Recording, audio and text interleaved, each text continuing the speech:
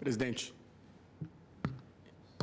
em primeiro lugar, eu cumprimento o voto cuidadoso e substancioso do meu querido amigo e eminente ministro Luiz Fux, que percorreu, de acordo com a sua visão e a sua percepção dos fatos e do direito, o conjunto de elementos probatórios existentes. Louvo, não por formalidade, mas por mérito efetivo, o esforço notável de Sua Excelência. Eu trago um voto sob perspectiva um tanto diferente, presidente, e passo a lê-lo. Logo no início da minha participação neste julgamento, eu fiz 3 observações. A primeira foi uma crítica à centralidade do dinheiro no sistema político brasileiro, com os custos estratosféricos das campanhas majoritárias e proporcionais. A segunda, a de que tal sistema, além do seu déficit democrático, era indutor da criminalidade. E penso que tal diagnóstico foi confirmado pela recorrente sucessão de escândalos políticos que continuaram a aparecer em todos os níveis da federação, sem distinção de partidos, indo de um lado a outro do espectro político. E a minha terceira observação, ao início desse julgamento, foi a de que a imensa energia jurisdicional despendida no julgamento da ação penal 470 terá sido em vão se nós não produzirmos uma profunda reforma política, capaz de baratear o custo das eleições, dar maior autenticidade ao sistema partidário e ajudar na formação de maiorias consistentes no Congresso Nacional. Ao retomar esta última fase do julgamento, eu reitero essas convicções e destaco que nada de relevante aconteceu ou parece estar em vias de acontecer em relação à reforma do sistema político. Por essa razão, continuaremos a viver um abominável espetáculo de hipocrisia, em que todos apontam o dedo para todos, enquanto muitos procuram manter ocultos os seus cadáveres no armário. Pior que tudo, temos um sistema político que não atrai vocações, não mobiliza a juventude, compreensivelmente afastada pelo medo do contágio das práticas aqui denunciadas e condenadas. Vivemos a derrota do idealismo, diluído no argentarismo e na criminalidade política. Os juízos que formulo a seguir são rigorosamente técnicos. É o direito que fornece as possibilidades e limites da minha atuação.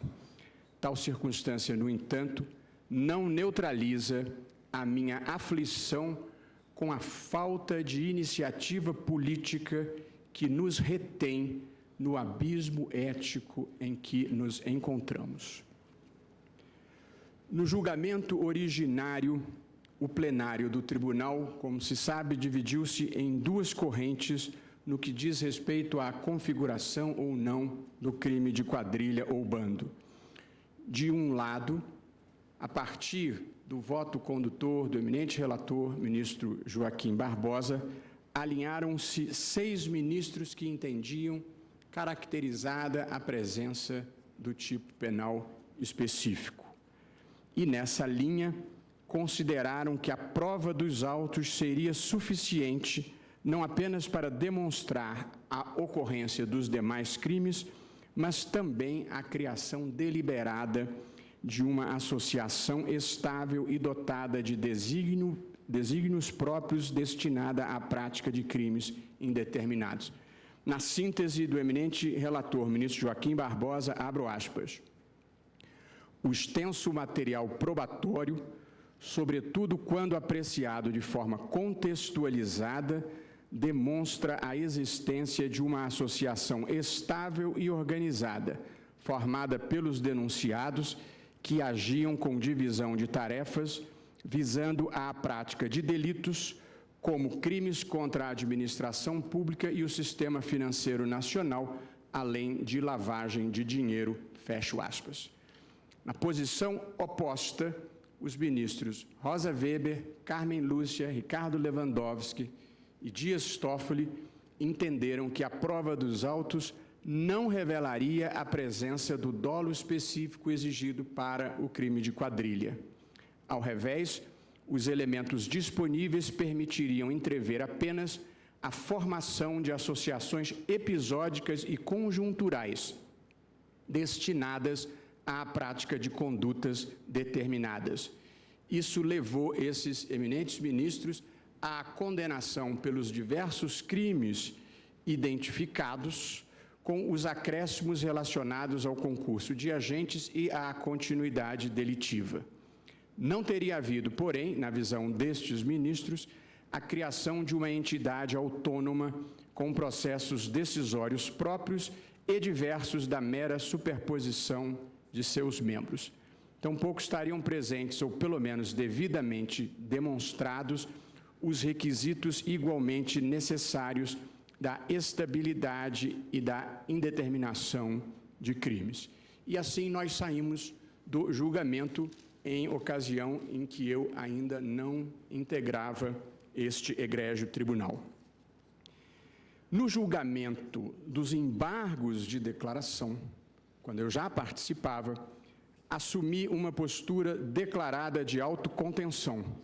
Entendi que aquele recurso, por sua natureza e destinação, não se presta a uma ampla rediscussão das questões de fato, nem tampouco das opções teóricas que haviam sido feitas pelo tribunal.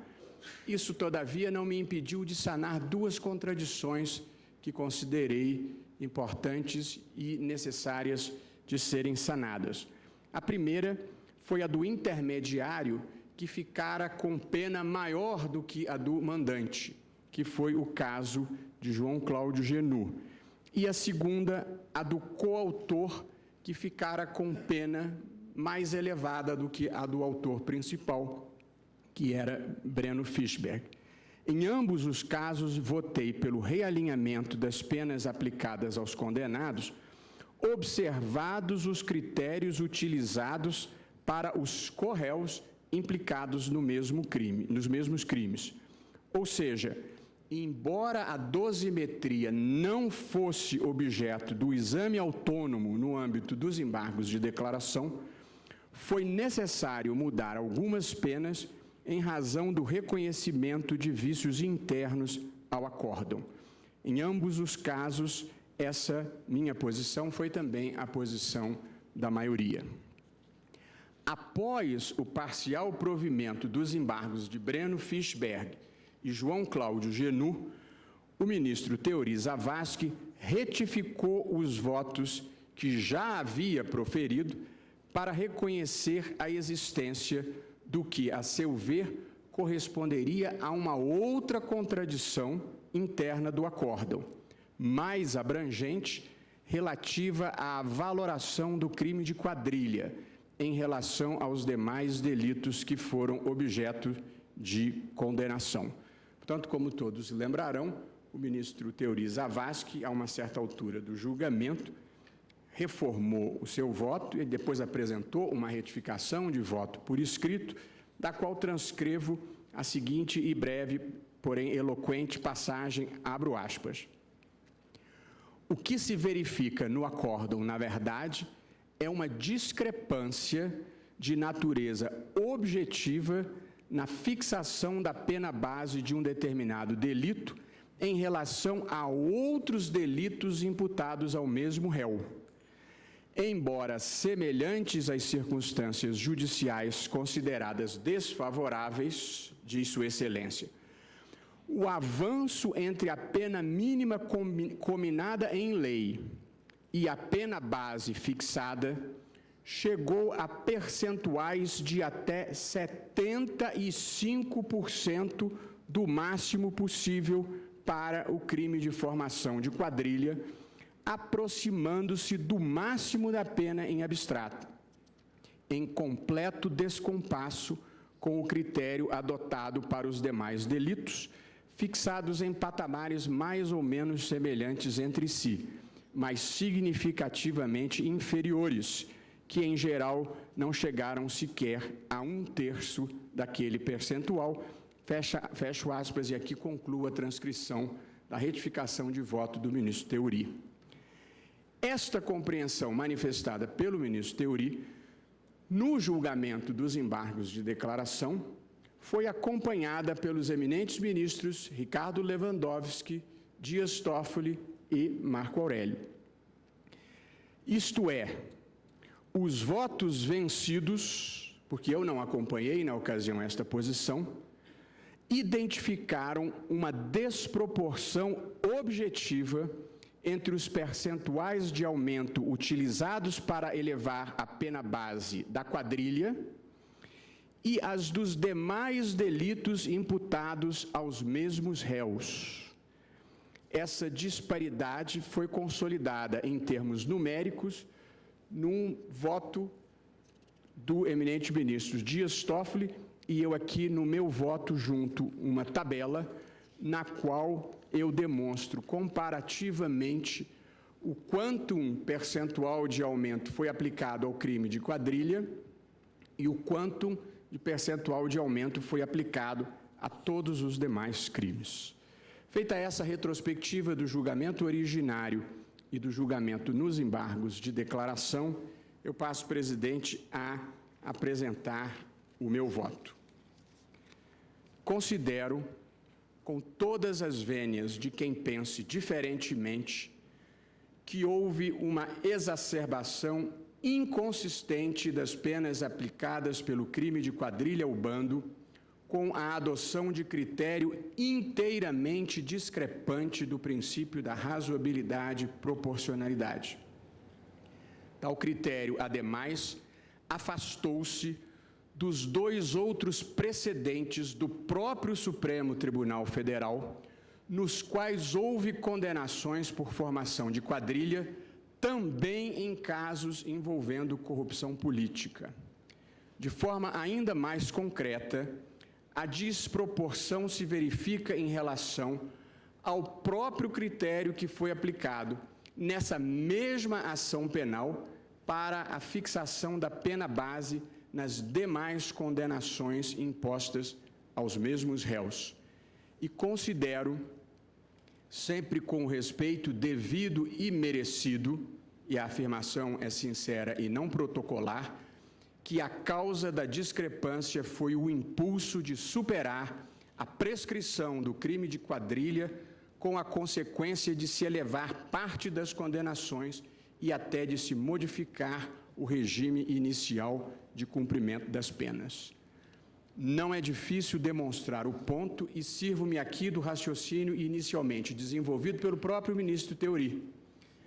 Apenas para fins de encadeamento do raciocínio, rememore-se que no sistema brasileiro a determinação da pena segue, como todos nós sabemos, um critério trifásico. Na primeira fase, fixa-se a pena base. Na segunda, computam-se as circunstâncias atenuantes e agravantes e, por último, as causas especiais de diminuição e aumento. A distorção aqui apontada verificou-se de forma objetivamente constatável na primeira fase, na fixação da pena base, que, como é sabido, é fixada entre o mínimo e o máximo previsto no tipo penal, levando-se em conta as circunstâncias judiciais do artigo 59 do Código Penal, a saber, culpabilidade, antecedentes, conduta social e personalidade do agente, motivos, circunstâncias e consequências do crime, bem como o comportamento da vítima. Em função da presença ou não dessas circunstâncias, vai-se subindo na escala da pena do mínimo em direção ao máximo. Pois bem, todos os embargantes foram condenados por crimes diversos, consoante decisão já transitada em julgado.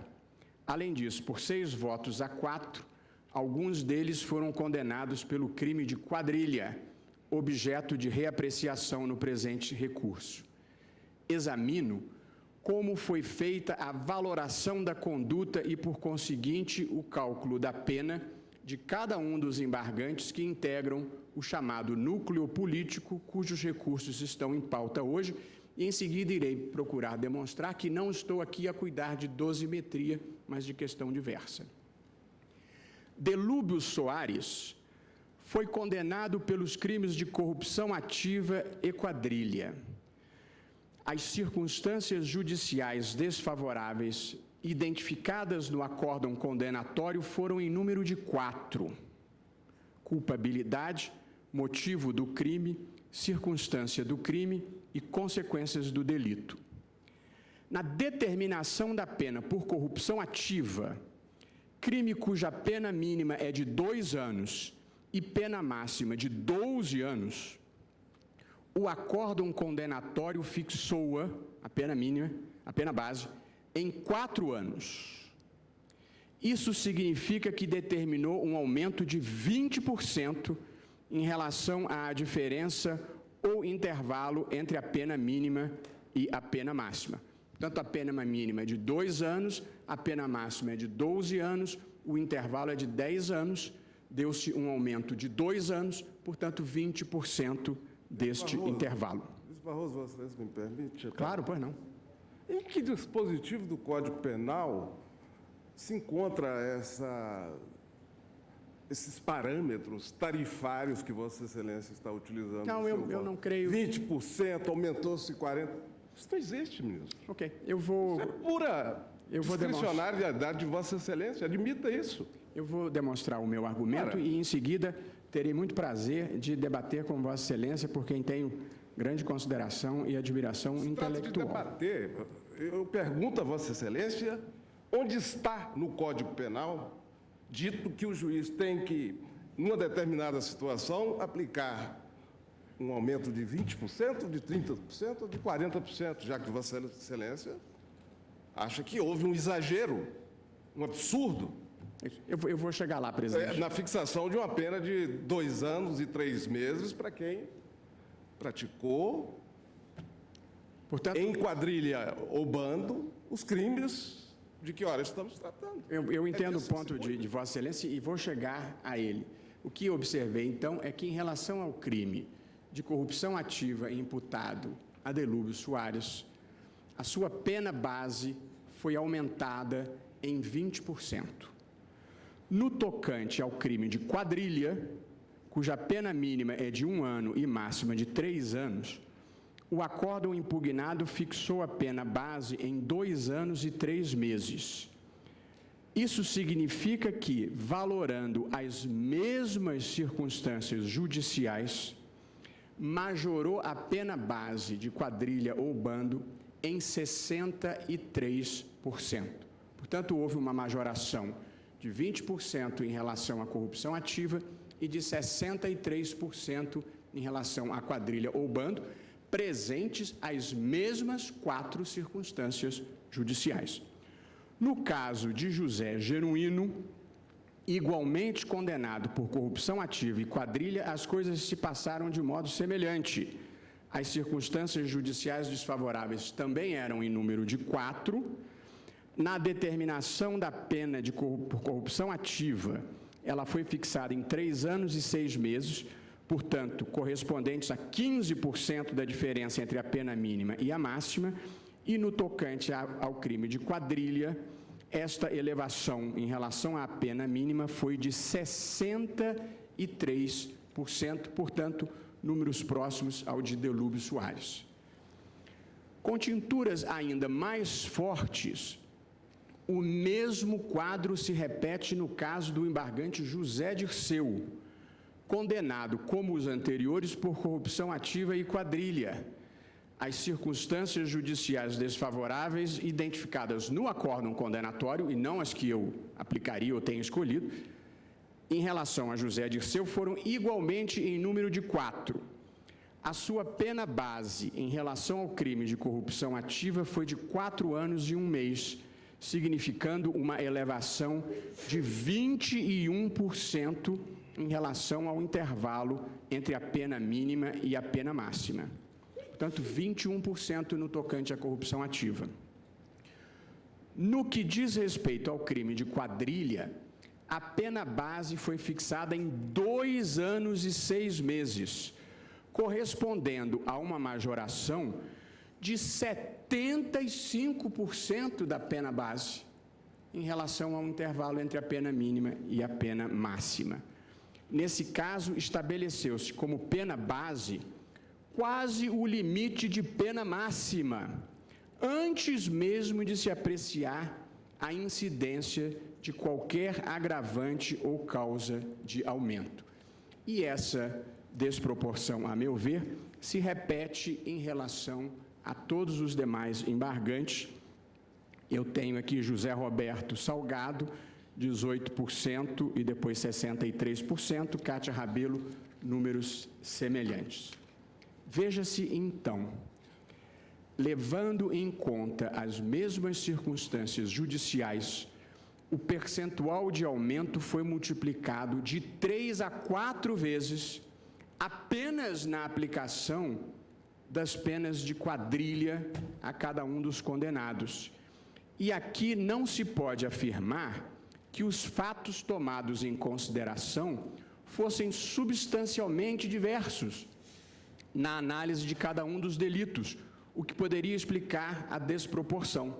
Pelo contrário, o que se extrai do acórdão é a utilização do mesmo conjunto básico de elementos para a justificação das diferentes circunstâncias judiciais desfavoráveis. A desproporção e a irrazoabilidade do critério saltam à vista. Note-se que não se trata de uma comparação entre juízos formulados em processos distintos, ou mesmo por julgadores distintos, mas sim de uma incongruência, a meu ver, insuperável no interior do próprio acórdão condenatório.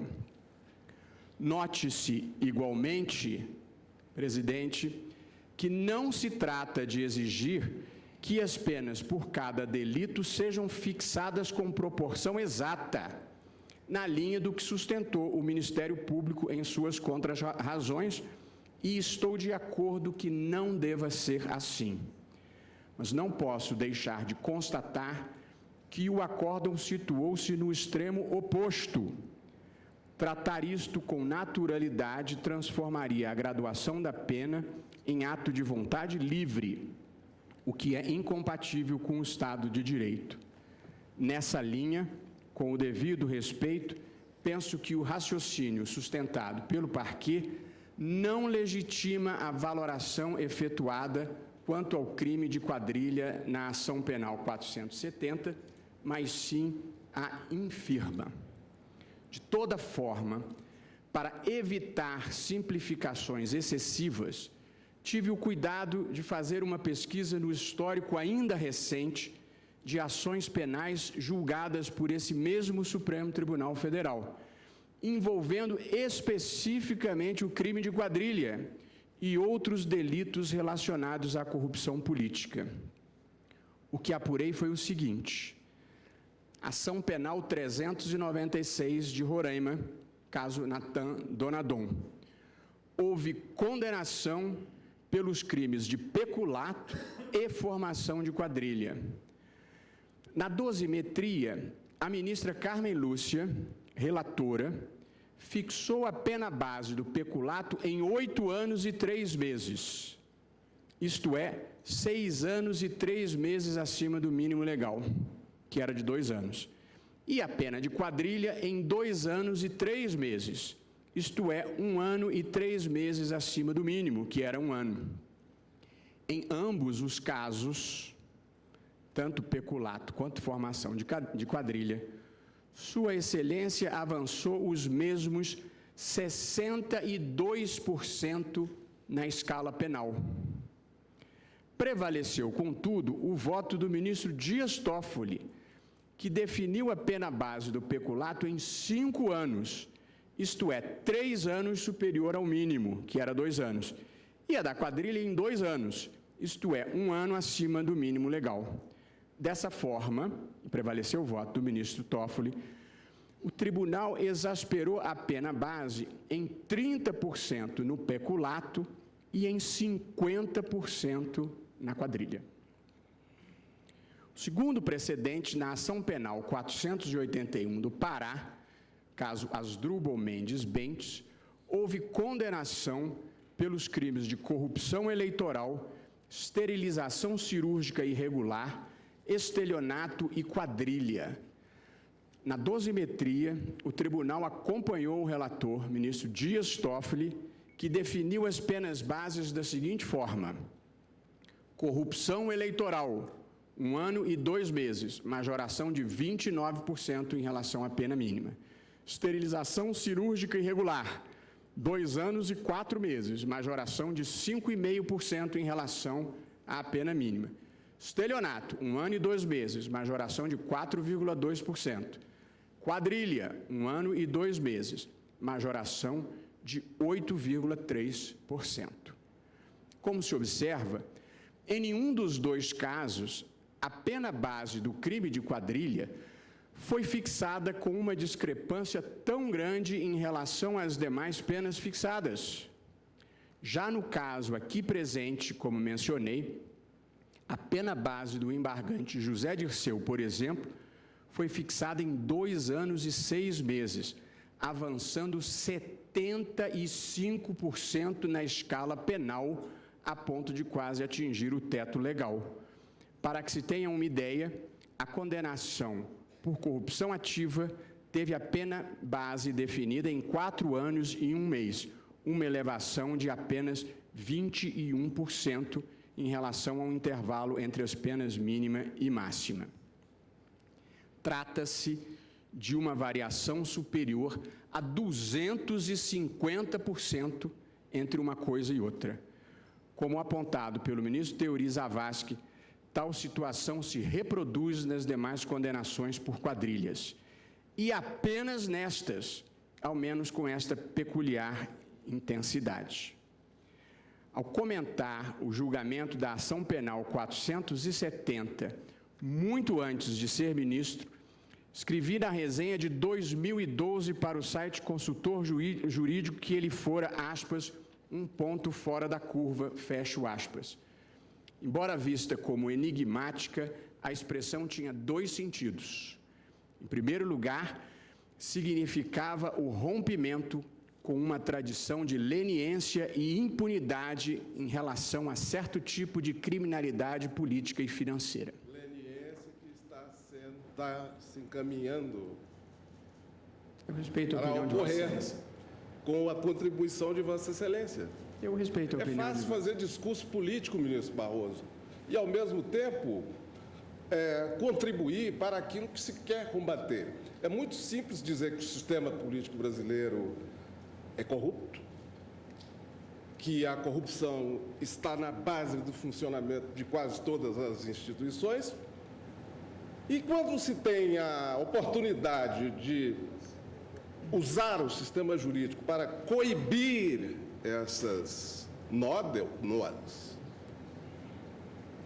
se parte para a consolidação daquilo que se aponta como destoante. Eu entendo e respeito a posição de Vossa Excelência. Em uma segunda acepção, a expressão ponto fora da curva designava a exacerbação de certas penas em patamar discrepante da jurisprudência do tribunal e dos parâmetros utilizados para outros delitos no mesmo processo. Foi este o caso em relação ao crime de quadrilha ou bando, com todas as suas conotações.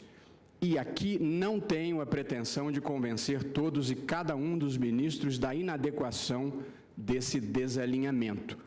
Como membro do colegiado, tudo o que posso fazer é explicitar com toda a transparência as razões do meu próprio convencimento.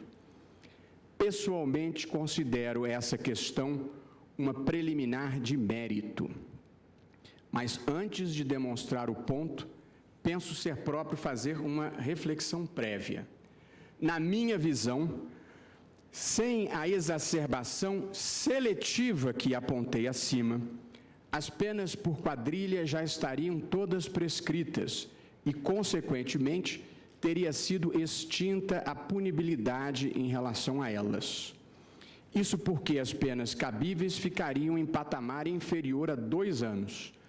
Pelo artigo 109, inciso 5 do Código Penal, penas não superiores a esse patamar prescrevem em 4 anos.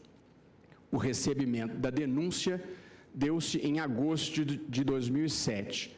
As condenações se deram em dezembro de 2013, de modo que, caso tivessem sido fixadas com mínima proporção à dos demais delitos, ainda com variação razoável para maior, as penas de quadrilha estariam inequivocamente prescritas. Reitero que não modifiquei as penas por ocasião dos embargos de declaração, por entender que seria tecnicamente impróprio fazê-lo naquela via e circunstância. Mas, no mérito, estou de acordo com a divergência então inaugurada pelo ministro Teori Zavascki e acompanhada pelos ministros Ricardo Lewandowski, Dias Toffoli e Marco Aurélio.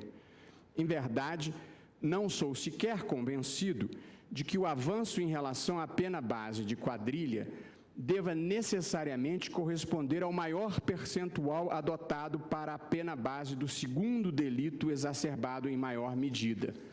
Mas o ponto não é relevante aqui. De todo modo, a consequência desse raciocínio é a constatação objetiva de extinção da punibilidade por ocorrência da prescrição. Chega-se aqui a uma situação que, se consumada, configuraria, a meu ver, grave incongruência jurídica, com o respeito sempre devido a quem pensa diferentemente.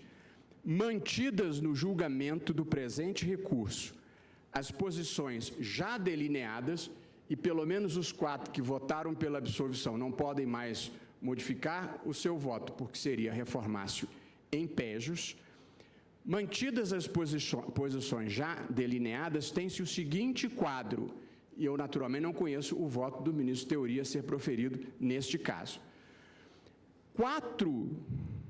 Temos o seguinte quadro: 5 dos ministros presentes votaram pela condenação pelo crime de quadrilha. Ministro Barroso, deixa para a gente fazer essas contas depois. 4 dos ministros votaram... As contas que nós já sabemos quais serão. Não, mas não era ouvir o voto. Vossa Excelência votar horas e horas, dias e dias, sem interromper. Ministro Toffoli, não sejamos hipócritas. Já vamos ouvir o voto do colega. Vossa Excelência não quer presidir deixando ele proferir o voto, só porque o voto discorda da opinião de Vossa Excelência. Não é disso que se trata, ele está dizendo... É disso que se trata. Vossa Excelência não quer deixar o colega votar porque Vossa Excelência não concorda com Sua Excelência. Não, é porque ele está dizendo qual será o resultado. Vamos aguardar os votos. Esse é um ponto importante para a construção do meu argumento, presidente, portanto, eu vou insistir nele. 5 dos ministros presentes votaram pela condenação pelo crime de quadrilha. 4 dos ministros votaram pela absolvição.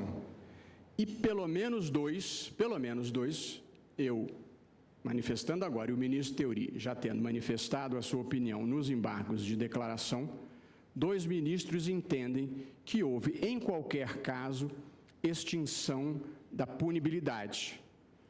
Vale dizer, a maioria do colegiado entende que não é o caso de aplicação e execução da pena pelo crime de quadrilha, seja por atipicidade, como se manifestaram os 4 que votaram pela absolvição, seja por extinção da punibilidade, como consideramos eu e o ministro Teori. Penso, consequentemente, que a incidência da pena contra o convencimento da maioria constituiria uma hipótese de injustiça flagrante que não deve ser chancelada pelo intérprete. Não fora por qualquer outra razão, Somente esta já seria suficiente para que eu desse provimento ao recurso. Com isso, retomo o meu raciocínio de que se está aqui diante de uma questão de mérito. A prescrição da pena, em tese, a rigor técnico, é uma preliminar de mérito. Pois bem, o ministro Teori Zavascki demonstrou de modo irrefutável o máximo da pena que poderia ser aplicado ao crime de quadrilha sem quebra do mínimo de coerência interna que se deve exigir do acórdão. Isto é, sem violar o mandamento constitucional da proporcionalidade, comprometendo a sua validade. Não se trata, a meu ver, de revisitar a dosimetria. Trata-se de um juízo prévio à determinação das penas concretas. Vale dizer, mesmo em caso de condenação, nenhuma pena poderia exceder tal patamar. Por isso, considero a questão passível de ser conhecida em sede de embargos infringentes que envolvem um novo exame quanto à procedência ou improcedência das imputações. Tal como considerei possível rever penas específicas, e o tribunal também, em embargos de declaração, não de forma autônoma, mas na esteira do reconhecimento de vício interno do acórdão. Diante disso, não posso, nem mesmo em tese, declarar a procedência e referendar a execução da pena em um caso que se me afigura inequívoco de extinção da punibilidade. Não fosse pela via dos presentes embargos, a hipótese seria de concessão de habeas corpus de ofício.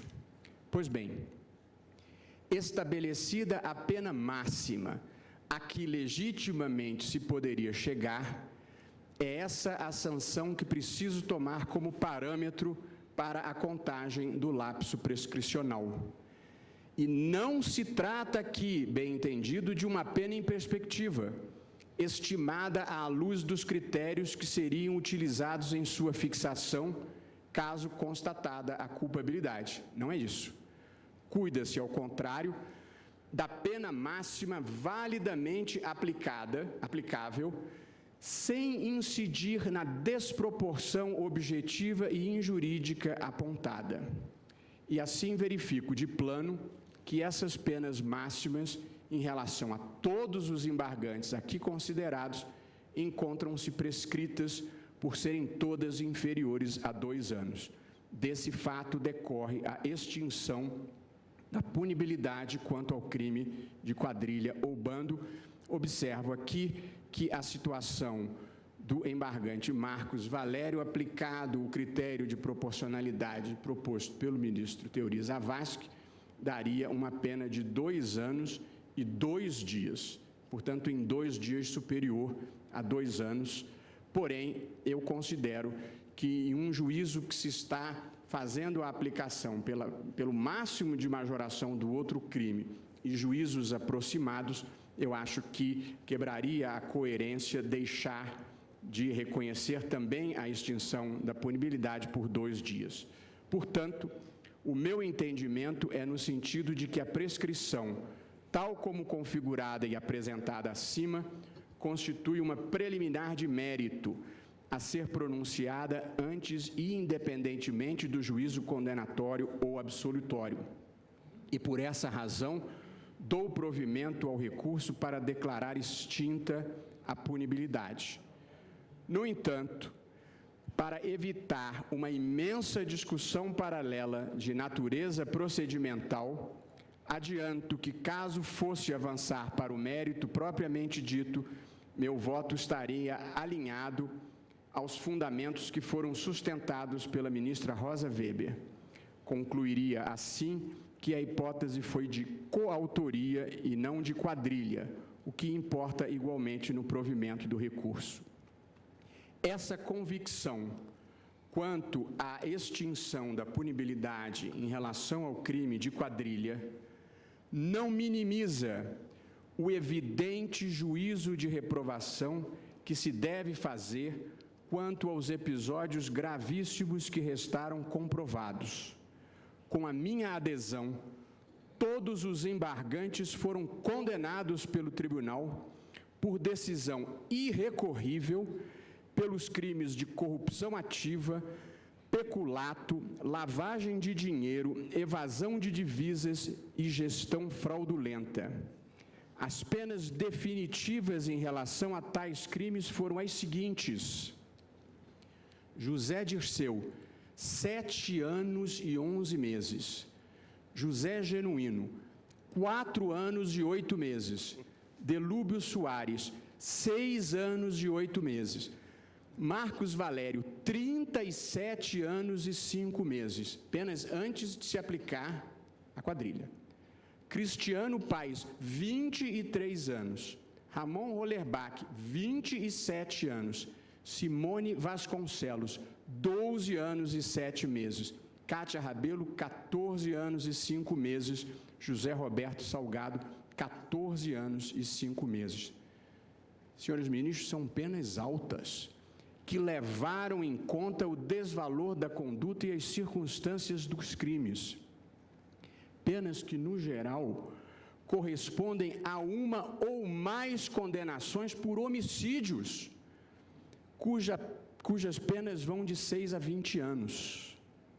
Mais do que isso, superando uma tradição de impunidade, foram concretamente executadas. Nesse contexto, com todas as vênias de quem entenda diferentemente, não se justifica o emprego do tipo de quadrilha como um adicional punitivo, quase uma correção monetária dos outros crimes, cujas penas não seriam pelo aplicador. A caracterização do crime de quadrilha pressupõe o dolo específico de constituir uma associação estável com desígnios próprios destinada ao cometimento de delitos indeterminados. E isso com todas as vênias dos que pensam diferentemente e que tiveram a sua posição aqui vocalizada no voto substancioso do eminente ministro Luiz Fux, com todas as vênias do que pensam diferentemente, isso não corresponde à minha compreensão dos autos. Fontes, e aqui já me aproximo do fim, presidente, fontes diversas divulgam o sentimento difuso de que qualquer agravamento das penas é bem-vindo e de que a imputação de quadrilha, em particular, teria caráter exemplar e simbólico. É compreensível a indignação contra a histórica impunidade das classes dirigentes no Brasil, mas o discurso jurídico não se confunde com o discurso político, e o dia em que o fizer, perderá sua autonomia e autoridade. O Supremo Tribunal Federal é um espaço da razão pública e não das paixões inflamadas. Antes de ser exemplar e simbólica, a justiça precisa ser justa, sob pena de não poder ser nem um bom exemplo, nem um bom símbolo.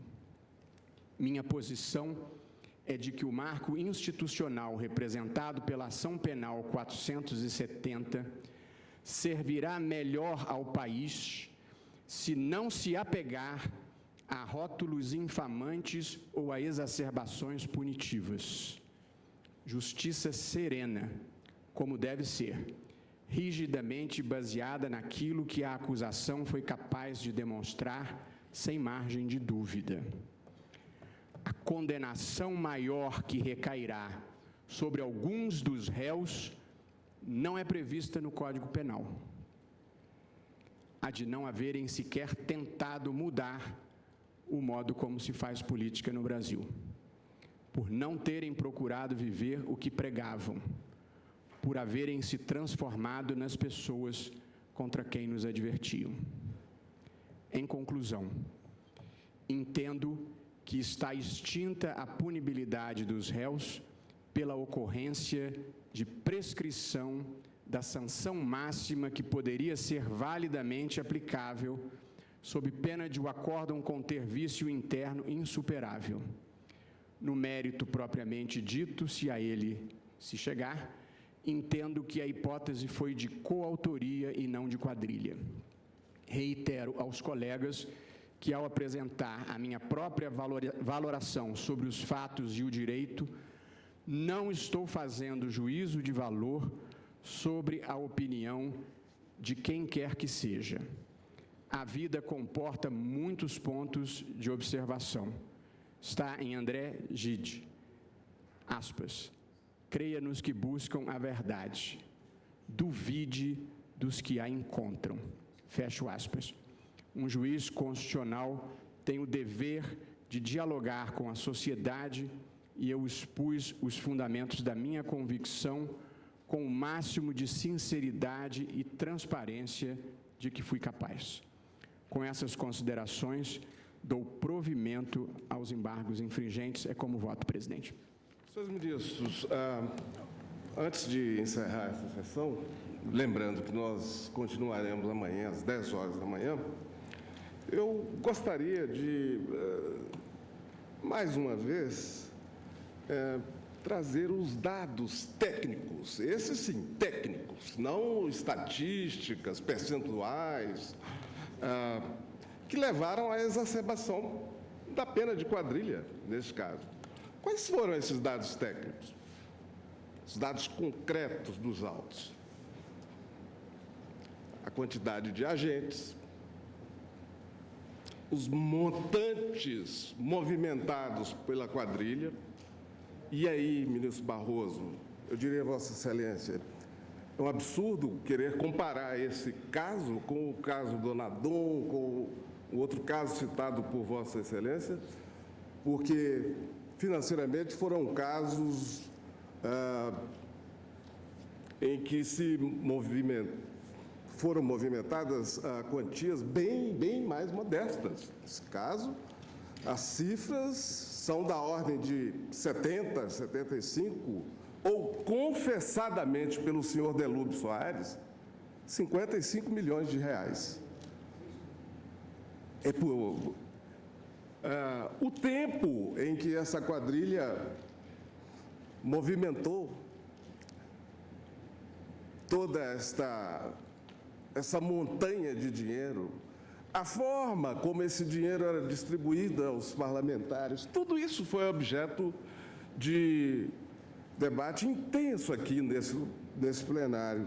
Agora, Vossa Excelência me chega aqui já com uma fórmula prontinha, não é? Já proclamou, inclusive, o resultado do julgamento, na sua chamada preliminar de mérito. Vossa Excelência já disse qual é o placar, antes mesmo que o colegiado tivesse votado. A fórmula já é pronta. Eu indago se Vossa Excelência já tinha antes de chegar a esse tribunal. Presidente. Parece que sim, não é? Então, o tribunal não deliberou no vácuo, ele não exerceu arbitrariedade. Os fatos são graves, são gravíssimos, de maneira que trazer para o plenário do Supremo Tribunal Federal um discurso político, puramente político, para infirmar a decisão tomada por um colegiado, num primeiro momento, confirmada em embargos de declaração, confirmada. Isso me parece inapropriado, para não dizer outra coisa, ministro Barroso. Só isso. Bom, eu acho que Vossa Excelência pode ter a opinião que tiver a respeito e expressá-la. Claro. O que considere próprio. Não, já me expressei. O que eu estou dizendo a sua decisão não é técnica, ministro, e é simplesmente política. Voto é isso que eu estou dizendo. É que os crimes de corrupção ativa, de corrupção passiva, de lavagem, de evasão de divisas e de gestão fraudulenta de instituição financeira, eles não são menos graves do que o de quadrilha. eles são mais graves do que o de quadrilha e, inclusive, são apenados com reprimendas maiores. De modo que, se, em relação a esses crimes, o tribunal aumentou a pena entre 15% e 21% como regra, isso em não está no relação à Código, quadrilha ou ministro. bando, aumentou a pena em 63% ou em 75%, eu considero isso uma contradição interna existente no acordo e nem estou explorando, presidente, porque não tenho interesse de polemizar e aqui de resolver, que esta exacerbação tenha sido feita para evitar a prescrição ou para mudar o regime de semiaberto para fechado. Eu não preciso especular isso. Foi feito Eu para só isso, estou entendendo que não há sentido, e, portanto, a consideração é técnica e não política, em se majorar quadrilha ou bando em 75% e corrupção ativa em 21%, quando corrupção ativa é muito mais grave e quando as circunstâncias judiciais eram rigorosamente as mesmas. Mas eu não estou tentando convencer Vossa Excelência, diferentemente disso, e muito menos me passaria pela cabeça insinuar qualquer motivação indevida de Vossa Excelência ao fazer isso. Portanto, Vossa Excelência votou de acordo com a consciência de Vossa Excelência. Eu já elogiei o papel que Vossa Excelência desempenhou. Não, eu não preciso do seu elogio, ministro. E eu estou manifestando a minha opinião e, para mal dos pecados de Vossa Excelência, o meu voto vale tanto quanto o de Vossa Excelência. Não, eu sei, mas o que eu quero dizer é o seguinte, olha, ministro, o esforço para depreciar quem pensa diferentemente, com todo respeito, é um déficit civilizatório. Vossa Excelência, é a inaceitação aqui, do outro. ministro Quem Barroso. pensa diferente de mim só pode estar mal intencionado ou com uma motivação indevida. É errada essa forma de pensar. O seu Nós voto, precisamos evoluir o seu voto, patamar ético do país e respeitar o outro, discutir o argumento e não a pessoa. É assim que se vive civilizadamente. Que foi o voto de Vossa Excelência, se não um rebate ao acordo do Supremo Tribunal Federal? O voto que foi isso apenas? É o voto que corresponde ao meu Agora, o que eu estou dizendo é que não há nada de técnico. A lei penal brasileira estabelece para o crime de quadrilha um mínimo de 1 e um máximo de 3. O tribunal não extrapolou esse parâmetro. Eu considero simplesmente até que isso. aumentar 75%. 75%, isso é... Mas isso é manipulação, ministro. Mas eu não acho que eu estou certo e Vossa Excelência está errado. Eu só penso diferentemente. É isso que a gente tem que acostumar dizer que a nessa fixação vida. de uma pena de 2 anos e 3 meses, ou de 6 anos, 2 anos e 6 meses, para réus que cometeram os crimes que cometeram, cumprem pena por isso, da forma que cometeram, dizer que isso é arbitrariedade, que isso é... Eu nem me lembro mais o termo usado por Vossa Excelência. Me perdoe, ministro Barroso, me perdoe. Está encerrada a sessão. Pois não, ministra.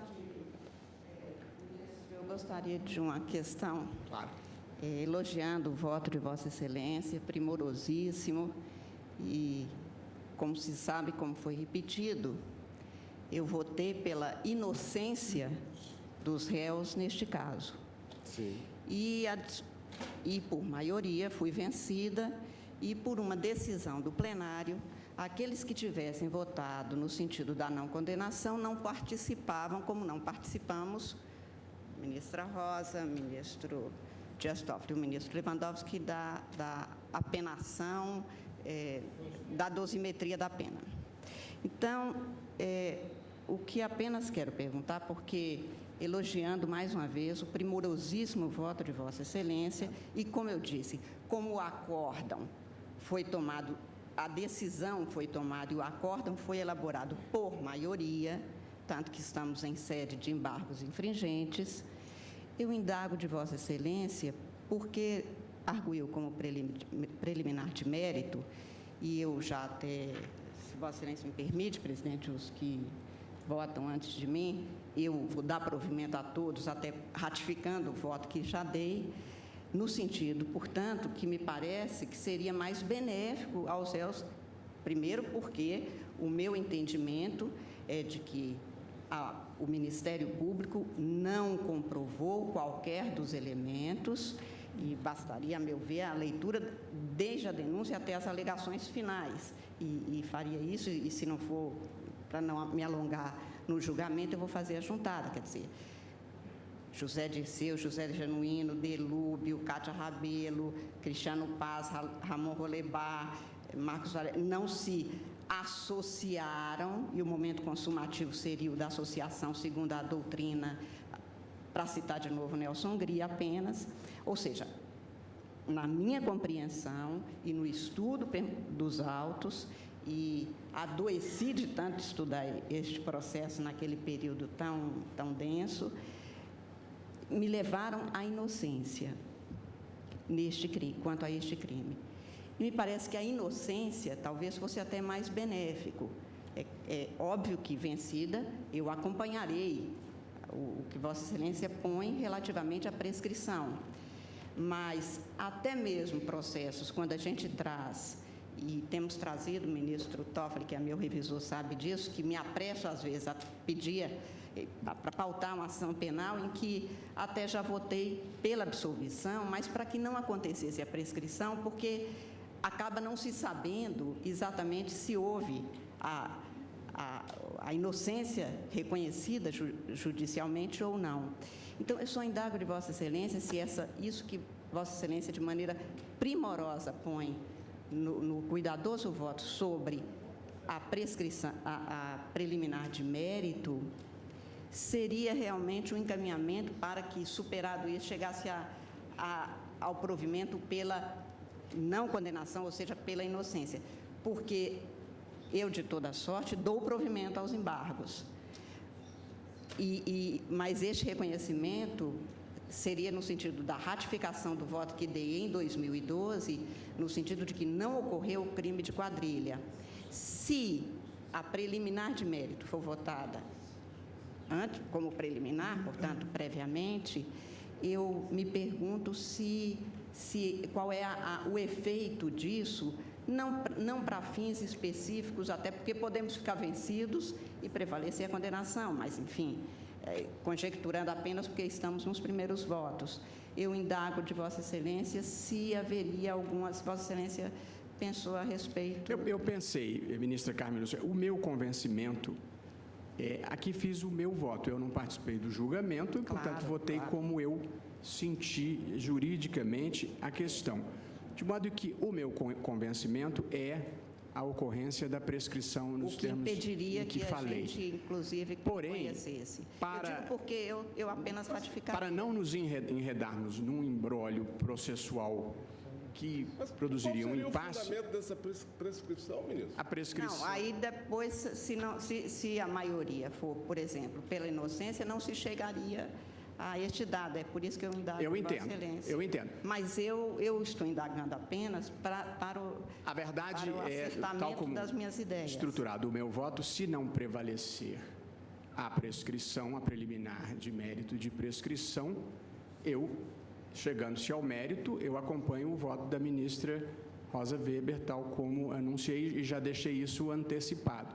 Portanto, em rigor, sendo preliminar de mérito, a prescrição viria... Meu raciocínio seria o oposto. Vossa Eu Excelência, ratificaria o meu voto. Vossa Excelência admite, então, a existência do crime de quadrilha, mas fixa a pena... Não, é por isso que eu perguntei. Porque... A minha avaliação é de que, como preliminar de mérito, a prescrição prescinde do juízo... Ele diz, se superado ele vai ao mérito, e eu o contrário. Eu acho que a prescrição, sendo preliminar de mérito, ela prescinde do juízo de absolvição ou de condenação. Apenas para não ficar com uma posição ambígua, eu já deixei claro que, se chegarmos ao mérito, eu tenho posição também. No tribunal, uma vez, na ação penal brutal, agora eu farei registrar isso, quer dizer, deparando-se com essa mesma situação em que havia uma preliminar de mérito concedente a uma pretendida extinção da punibilidade por efeito de prescrição penal. Mas entendendo, naquele caso concreto, que deveria, superando essa preliminar, embora reconhecendo-a, mas entendendo que deveria proferir um juízo absolutório, que realmente é muito mais favorável a qualquer réu. Ministro, como nós não chegamos à prescrição pela pena em abstrato, né? Nós chegamos por uma pena fixada. Em concreto. Então, para caminharmos nesse sentido, precisamos assentar que pena é essa. Se houve a condenação. O assentamento da pena pressupõe o juízo de culpabilidade. Por isso é que eu acho na que verdade, exatamente ministro teria que Marco saber se mantém a condenação, porque se não se mantém a condenação, não há que se falar em prescrição. Eu entendo. O meu raciocínio, ministro Marco Aurélio, foi não da pena em abstrato, mas da maior pena em tese aplicável dentro do cálculo. Precisa assentar a culpabilidade. Não, se é preliminar Claro, de mérito. claro, porque se de início, não há pena se em de concreto, início sem a condenação. ótica é no sentido da absolvição, não se tem como marchar para, ante uma pena concretizada, concluir pela prescrição. Já Esse porque sistema não temia fecha. esse Claro, debate, não se fala mais em eu já pena em votei abstrato. acompanhando a Nós ministra temos uma Rosa pena em Weber. concreto. Mas o meu raciocínio é diferente. O meu A raciocínio condenação. nos termos do voto do ministro Teori Zavascki, o máximo de pena em tese aplicável obedece àquela proporcionalidade que ele fez em relação à majoração das outras penas. E esta pena máxima aplicável está prescrita. Portanto, eu, em tese, considerei que, como a pena máxima que poderia eventualmente ser aplicada está prescrita, que eu poderia declarar isso em preliminar de mérito. A máxima seria essa, ministro? Porque alguém poderia ter dúvida razoável sobre esse raciocínio. Eu já manifestei o meu ponto de vista de que, não prevalecendo a prescrição como preliminar de mérito, eu acompanho no mérito a posição da ministra Rosa e de Vossa Excelência. Barroso, só para entender melhor, a pena máxima que Vossa Excelência se refere seria aquela resultante dos cálculos que Vossa Excelência e o ministro Não, a que foi Teori fixada. fizeram. Não, a que foi fixada, presidente. A pena fixada não ocorreu em prescrição. Não. Ela não. O presidente, O que falar em prescrição... O presidente está correto. Eu utilizei como pena máxima a que foi estabelecida pelo critério do voto do ministro Teori. A única pena que não geraria uma incoerência interna no acordo pela sua desproporcionalidade. É aí que está a minha divergência visceral com Vossa Excelência. No Brasil, pena é aquela que se situa entre os patamares fixados na lei. Neste caso, é 1 e 3 anos. O plenário não ultrapassou esse patamar máximo. Ficou 2 anos e 3 meses ou 2 anos e 6 meses. Não há por que falar em outra pena. Da divergência colocada. E eu penso, o meu voto... Eu vou colher os votos amanhã. Poderíamos colher hoje. É porque a ministra Carmen pediu a palavra. Encerrávamos para esclarecer. O meu voto vai ter uma linha.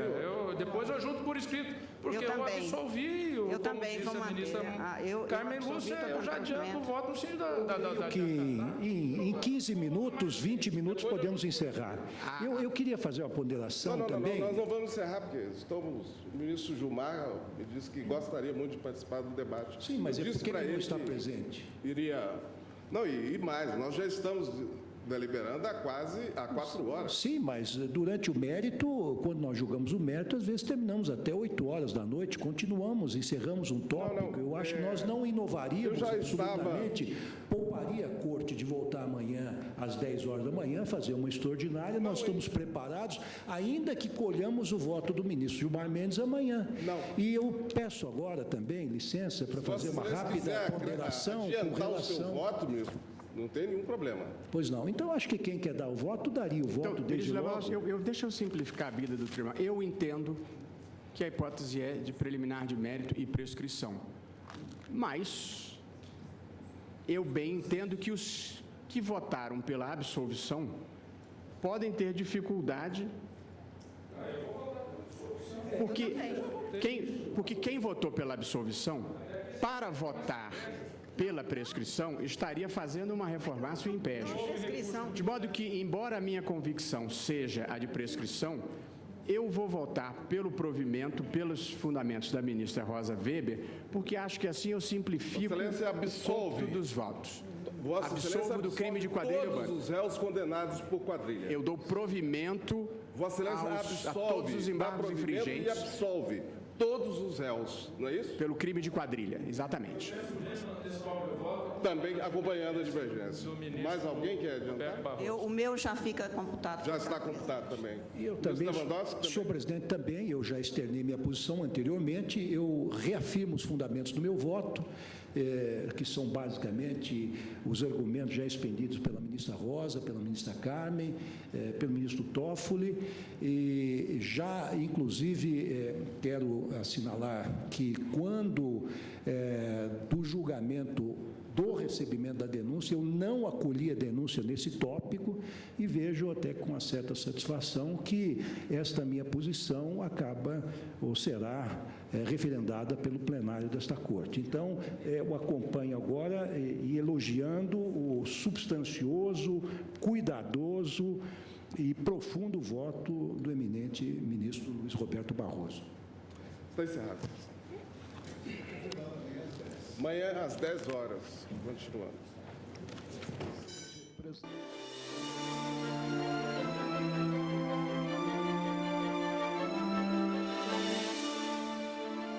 Portanto, encerrada a sessão plenária do Supremo Tribunal Federal desta quarta-feira, também vai ficando por aqui esta edição do Direto do Plenário.